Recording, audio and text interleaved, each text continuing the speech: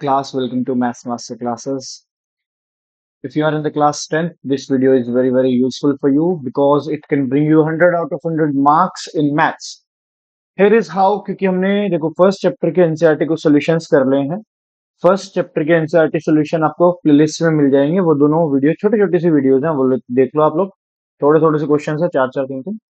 उसे देखने के बाद आप लोग स्टार्ट कीजिए ये पीवाईक्यू सीरीज चैप्टर वाइज। ये थर्ड वीडियो में पार्ट 1 पार्ट 2 करके मिल जाएगा। पार्ट 1 में हमने चार क्वेश्चंस और जो लास्ट क्वेश्चन था that was the case study asked in 2024 exams. इस वीडियो में क्या है, इस वीडियो में आपके पास जो मोस्ट रिपीटेड और इंपॉर्टेंट क्वेश्चंस हैं, जो पीछे के 5-6 सालों में आए हुए क्वेश्चंस हैं बोर्ड एग्जाम्स में, सो वो वेरी इंपॉर्टेंट हो जाते हैं for the this session 2025-26 board exams. तो हम स्टार्ट कर रहे हैं। Here is a disclaimer, these are the frequently repeated questions in board exams for class 10th maths CBSE, or these are expected to be important for the 2025 and 26 board exams। चलो start करते हैं। ये एक type का question है, मैं एक solution करा रहा हूं और एक सॉल्यूशन कराने के बाद ये वाला आपको होमवर्क दे रहा हूं। पहले आप लोग ये देख लो कैसे करना है। जो ये वाला पार्ट है इसे आपको note a prime number show करना है। नोट अ प्राइम नंबर का मतलब होता है कि आपको इसे कंपोजिट नंबर शो करना। अब आप इसे कंपोजिट नंबर कैसे शो करोगे कि जब आप इस नंबर के फैक्टर्स दिखा दोगे कि इस नंबर के दो से ज्यादा फैक्टर्स हैं, सो you can say that it is not a prime, it is a composite. ऐसा क्यों? क्योंकि जो प्राइम नंबर होते हैं उसके पास तो सिर्फ दो ही फैक्टर्स होते हैं। जैसे अगर मैं कहूं 2 है प्राइम नंबर, तो इसके पास दो फैक्टर हैं, 1 एंड 2 इटसेल्फ, नंबर इटसेल्फ। ठीक है? या कोई भी आप नंबर लो, जैसे आपने 11 लिया, 11 इज ऑल्सो प्राइम। इसके जो फैक्टर्स हैं वो भी 1 और 11 ही है। 1 इज ऑलवेज अ फैक्टर और number itself 11 is also a factor, permanent factors. But जो कंपोजिट नंबर्स होते हैं उसमें दो से ज्यादा फैक्टर्स होते हैं। तो आपको लिखना है 11 इंटू 19 इंटू 23 प्लस 3 मल्टीप्लाई 11, और इसमें से आपको 11 कॉमन ले लेना है। देखो आपको ये अंडरस्टैंड करना है कि ये जो एक्सप्रेशन लिखा हुआ है इसमें यहां तक तो मल्टीप्लाई है, फिर प्लस साइन है, और फिर आगे का एक और एक्सप्रेशन ऐड करा हुआ है, आगे कुछ और ऐड किया हुआ है। तो जब आप इसमें से 11 कॉमन लेते हो, ध्यान दो, जैसे ही आपने ये वाला पार्ट कॉमन लिया तो ब्रैकेट के अंदर 19 इंटू 23 बचेगा, प्लस बचेगा, और ये वाला जो 11 है वो बाहर कॉमन आ जाएगा यहाँ पे। ठीक है? तो यहाँ पे +3 बचेगा सिर्फ। अंडरस्टूड? क्लियर? मैं ये कट नहीं कर रहा हूं, ये सिर्फ समझाने के लिए था कि 11 बाहर चला गया और 3 बचा। और सिमिलरली जब हम इसे सोल्व करते हैं तो ये अंदर कितना बनेगा, 19 की मल्टीप्लाई 23 से जब हम करेंगे तो कितना आएगा, 19 इंटू 3 57, और 19 टू जा 38, 38 प्लस 5, 38 प्लस 5 इज 43, तो 437 plus 3, so it becomes 440।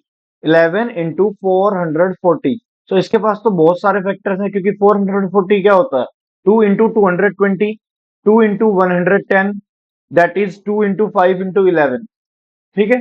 So these are the many factors, so you can write it like this.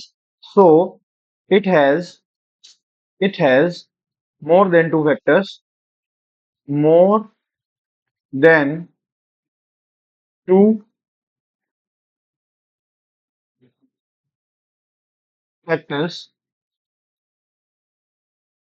therefore it is not a prime, hence proof, therefore it is not a prime. मैं ये इसी की language में लिख रहा हूं, आपको prove करना है it is not a prime, you will write it is not a prime. Next में लिखना है इट इज कंपोजिट, तो you can right therefore it is a composite number. ठीक है? इसी हिसाब से लैंग्वेज आप चेंज कर देंगे, बट ये बात एक ही है। प्राइम नहीं होगा तो क्या होगा, प्राइम नहीं होगा तो ऑफकोर्स कंपोजिट होगा। अच्छा, अगर दो क्वेश्चंस जो बनते हैं, स्मॉलेस्ट प्राइम इज 2, और मैं यहाँ पे लिख रहा हूं, आप लोग नोट्स में ऐड कर सकते हो अपने पास कहीं पे भी।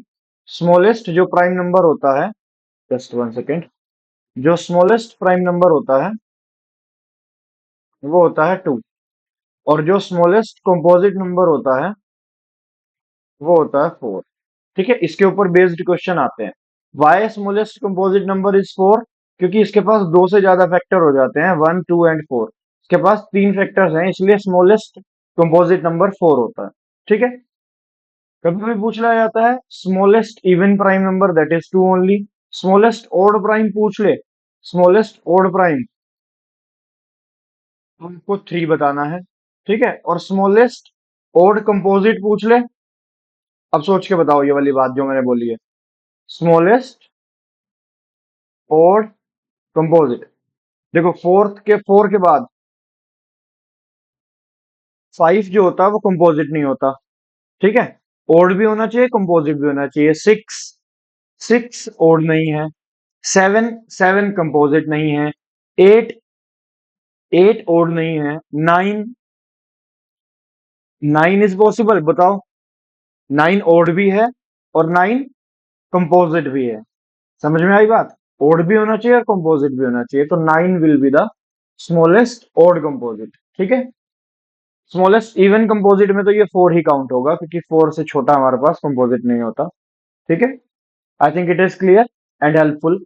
और आपको ये समझ में आ गया है? ये वाला आप करके देखो, रफ पे 11th जो नीचे दिया हुआ है। नेक्स्ट पार्ट पे आ रहे हैं। अब ध्यान दो कि आपके पास ये ना, यहाँ पे बाय मिस्टेक 1 लिखा हुआ है, ये 4 है, ये एरर है, ठीक कर लेना। पी की जो वैल्यू है 18 ए स्क्वायर बी की पावर 4, और क्यू की जो वैल्यू है that is 20 A cube B square, ठीक है।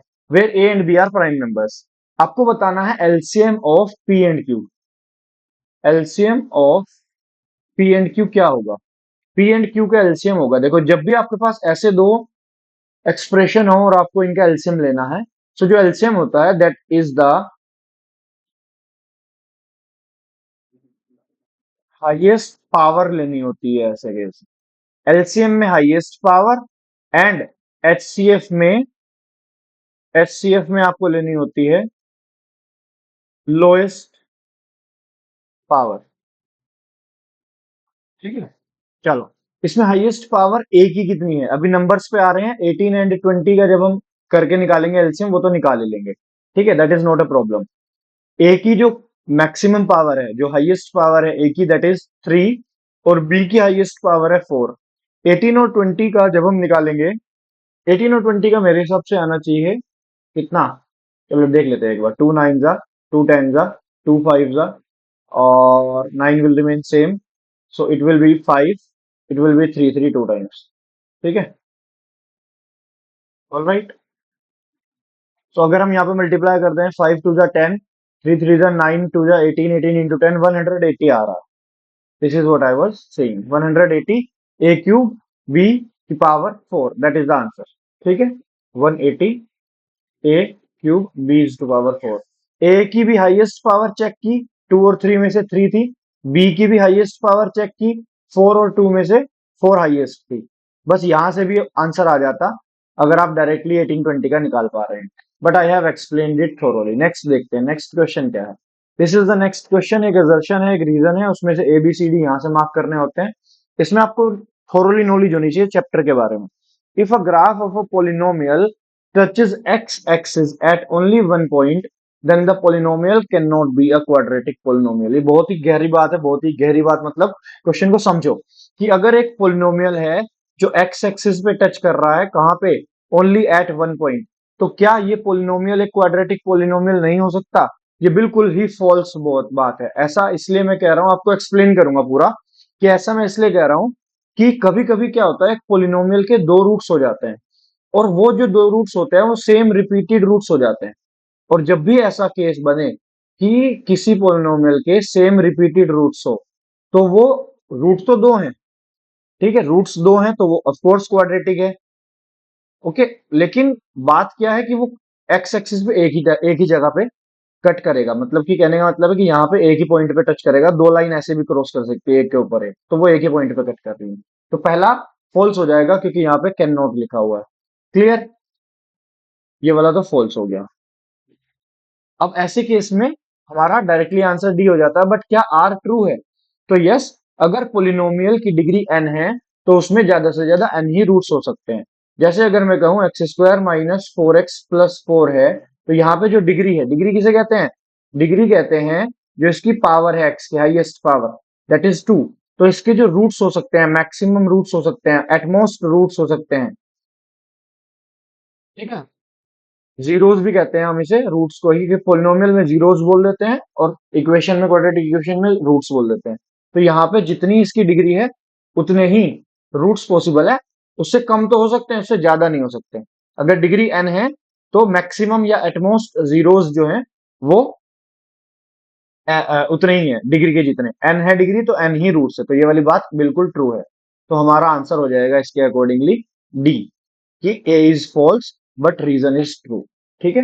Next, ratio of LCM and HCF. LCM to HCF. अच्छा, ऊपर देखो जब रेशियो टू मिले ना तो इसका मतलब रेशियो में हमें एचसीएफ अपॉन एलसीएम रखना है। जो टू के बाद हो वो यहां आना चाहिए, इसका रेशियो बताना है।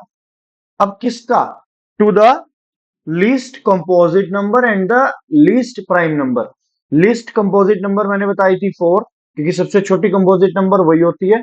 और लीस्ट प्राइम नंबर क्या बताई थी? 2। 2 से छोटा प्राइम नंबर नहीं होता, 4 से छोटा कंपोजिट नंबर नहीं होता। इन दोनों का एचसीएफ कितना आ रहा है, इन दोनों का एलसीएम कितना आ रहा है, जल्दी से बताओ। 2 और 4 का जो एचसीएफ आता है वो 2 ही आता है, क्योंकि 2 ही कॉमन होता है। और 2 और 4 का एलसीएम कितना आता है? वो 4 ही आता है। और अगर मैं इसका रेशो निकालूंगा 2 और 4 का, तो रेशो का मतलब इसे सोल्व करना है। सोल्व करना है तो रेशो का आंसर कितना आ जाएगा? 1:2 आ जाएगा। 2 2 जा 4, so the answer is coming 1:2। that means which part? A part is the correct answer. This is the answer. Okay, all right, done. Next देखो, 19, if n is any natural number then 12 is to power n cannot end with the digit। इनमें से क्या इसके unit digit पे नहीं आना चाहिए? And with the digit है ना। जैसे अगर मैं आपको दो तरीके से बता सकता हूँ ये। पहला तरीका क्या है? जो आपका क्लास 10th का मेथड है। 12 का हम प्राइम फैक्टराइजेशन करेंगे, 2 3 जा 6, 6 2 जा 12। तो ये 2 2 जा 4 2 जा ये हो जाएगा। मैं इसे रफ करके दोबारा लिखता हूँ। 2 2 जा 4 3 जा 12। इसमें कहीं पे भी आपके पास 5 नहीं है ना? 5 नहीं है ना? और अगर 5 नहीं है तो लास्ट में जीरो बिल्कुल नहीं आ सकता, क्योंकि अगर किसी नंबर के लास्ट में जीरो आ रहा है तो उसमें फैक्टर्स में 2 और 5 होना चाहिए, इससे ही जीरो बनता है। 2 5 10। और अगर जीरो चाहिए लास्ट में तो 2 और 5 फैक्टर्स होने चाहिए। तो इसमें 2 और 5 फैक्टर्स नहीं है, तो it can not and with digit zero.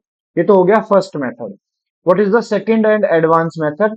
वो ये होता है कि 12 की पावर 1, 12 की पावर 2, 12 की पावर 3 और 12 की पावर 4। क्योंकि जो 2 है ना यूनिट डिजिट पे, इसकी साइक्लिसिटी होती है 4।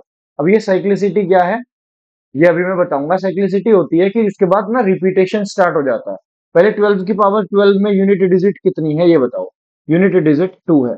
अगर मैं 12 की पावर 2 लिखता हूं तो 12 की पावर 2 कितना होता है? That means 144। और 104 में 144 में यूनिट डिजिट कितनी है? 4। तो 2 भी पॉसिबल है, 4 भी पॉसिबल है। और अगर मैं 12 का क्यूब लिखता हूँ तो 12 का क्यूब होता है 1728। ये याद कर सकते हो आप लोग, 8th में था। ठीक है।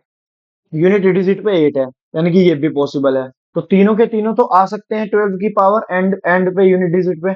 अब जो 12 की पावर 4 भी आप निकालना चाहते हो तो यहाँ पे 12 से मल्टीप्लाई करके यूनिट डिजिट पे 8 2 जा 16।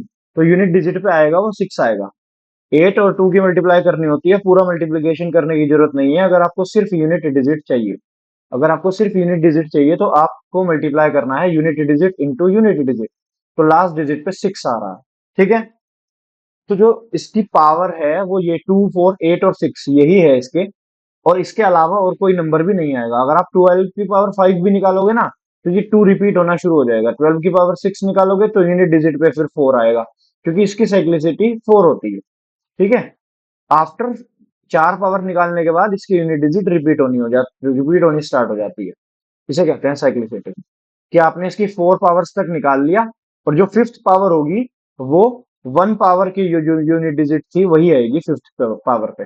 आप चेक कर लो, जो 5th पावर इसकी निकलेगी उसकी यूनिट डिजिट पे 2 ही आएगा, क्योंकि यहाँ पे भी 2 ही था। 6 पावर जो निकलेगी उसकी यूनिट डिजिट पे 4 आएगा, क्योंकि यहाँ पे भी 4 था। खैर, अगर ये समझ में नहीं आ रहा, अगर आ गया है तो समझ जाओ, और अगर नहीं आया तो ये first method is also very easy. ठीक है, दोनों से एक्सप्लेन कर दिया है। थोड़ा सा दोबारा देख लो तो क्लियर हो जाएगा। इफ एनी प्रॉब्लम, अगर समझ में आ गया तो अच्छी बात। अब देखो जी, next and very very important question of this chapter. और ये बहुत बार अलग अलग तरीके से क्वेश्चन आता है। ठीक है। सो आप लोग ये करके देखो। मैं आपको नेक्स्ट पार्ट में इसका एक्सप्लेन करता हूँ। ठीक है। मैं 3 4 पार्ट बनाना चाह रहा हूँ इसके, सो दैट थोड़े थोड़े क्वेश्चन के एक वो हो जाए। और ये मैं आपको इसलिए भी छोड़ रहा हूँ कि आप लोग ट्राई करके देखो, होमवर्क के लिए छोड़ रहा हूँ क्वेश्चन ये वाला। ठीक है। और जो इसकी नेक्स्ट वाला पार्ट आएगा जो नेक्स्ट वाला पार्ट आएगा that will be the all the questions will be star questions. Star questions का मतलब है कि जब जब मैं क्वेश्चन को कहूंगा स्टार क्वेश्चन है तो वो क्वेश्चन 2025-26 के लिए पक्का हो गया है, समझ लीजिए। ठीक है, चलिए bye bye, see you in the next video, take care, share the video, hit the subscriber.